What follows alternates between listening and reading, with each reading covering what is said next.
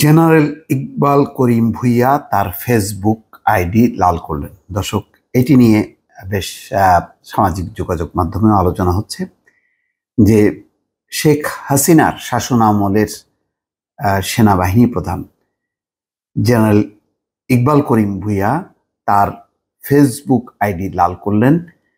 দেশ এবং বিদেশের লক্ষ লক্ষ মানুষের যে ফেসবুক আইডি তারা লাল করেছে, তার সাথে সংহতি জ্ঞাপন করে।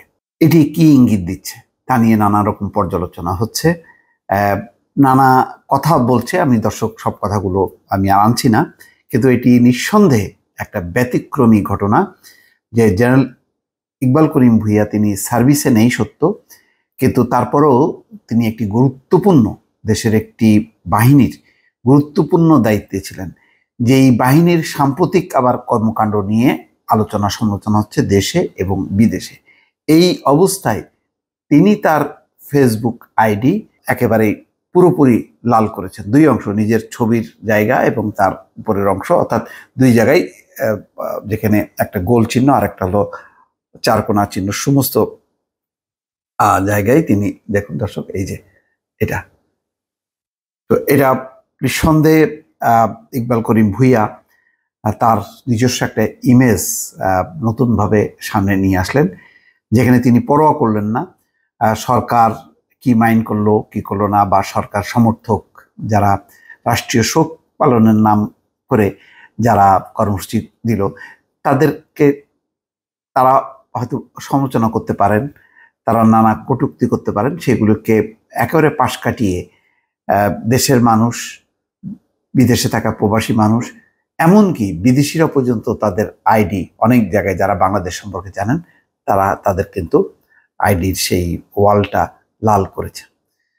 অনেকেই করেছে, এখানে আওয়ামী লীগের শুভাকাঙ্ক্ষী বহু অসংখ্য মানুষ যারা কোনোভাবেই এই রাজনীতির মধ্যে নেই তারাও করেছে, আওয়ামী লীগের শুভাকাঙ্ক্ষী তারাও করেছে, অর্থাৎ এক ধরনের সংহতি। এখানে কোনো রাজনীতি আওয়ামী লীগ বিএনপির এই বিভক্ত রাজনীতির মধ্যে না, যে তারা শিক্ষার্থীদের প্রতি সংহতি জ্ঞাপন করলেন, অর্থাৎ তাদের প্রতি শোক, তাদের প্রতি ভালোবাসা এবং প্রতিবাদ, যে এত ছাত্র যে হত্যার শিকার হলো তার প্রতিবাদ।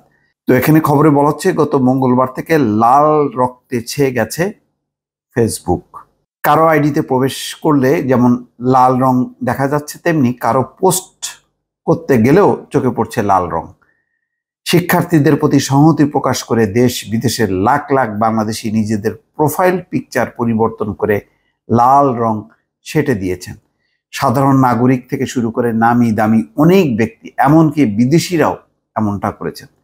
বাংলাদেশের গুরুত্বপূর্ণ ব্যক্তিদের মধ্যে সাবেক সেনাপ্রধান জেনারেল অবসরপ্রাপ্ত ইকবাল করিম ভূঁইয়া নিজের ফেসবুক প্রোফাইল পিকচারই নয়, নিজের ফেসবুক কাভার ফটো লাল রঙে পরিবর্তন করেছেন। অর্থাৎ প্রোফাইল পিকচার এবং যে কাভার ফটো দুটি পরিবর্তন করেছে লাল রং দিয়ে। তার মানে তার আবেগ অনুভূতিটা কি পর্যায়ে সেটি বোঝা যায়। মঙ্গলবার দিবাগত রাতে তিনি প্রোফাইল আর কাভার ফটো পরিবর্তন করার পর সেগুলোতে অসংখ্য লাইক করেন নেটিজেনরা। সবাই তার এমন সিদ্ধান্তকে সাধুবাদ জানিয়ে ইতিবাচক মন্তব্যও করেন। উল্লেখ্য, জেনারেল ইকবাল করিম ভূঁইয়ার জন্ম 1957 সালের 2রা জুন কুমিল্লা জেলা স্কুল ও ফৌজদারহাট ক্যাডেট কলেজে লেখাপড়া করেন। 1976 সালে বাংলাদেশ সেনাবাহিনীতে কমিশন পান ইকবাল করিম ভূঁইয়া। 9ম পদাতিক ডিভিশনের অধিনায়কের ভূমিকায় ছিলেন তিনি। ভালো কাজের স্বীকৃতি হিসেবে কুয়েত সরকার তাকে লিবারেশন অফ কুয়েত মেডেল প্রদান করেন। 2010 সালের মে মাসে তিনি পদোন্নতি পেয়ে লেফটেন্যান্ট জেনারেল হন। 2012 সালে সাবেক সেনাপ্রধান জেনারেল আব্দুল মুবিনের কাছ থেকে সেনাপ্রধানের দায়িত্ব গ্রহণ করেন ইকবাল করিম ভূঁইয়া। প্রায় 4 দশকের পেশাগত জীবনে সেনাবাহিনীকে কর্মদীপ্ত করেছেন ইকবাল করিম ভূঁইয়া। 2015 সালের 25শে জুন সেনাপ্রধান হিসেবে অবসরে যান তিনি।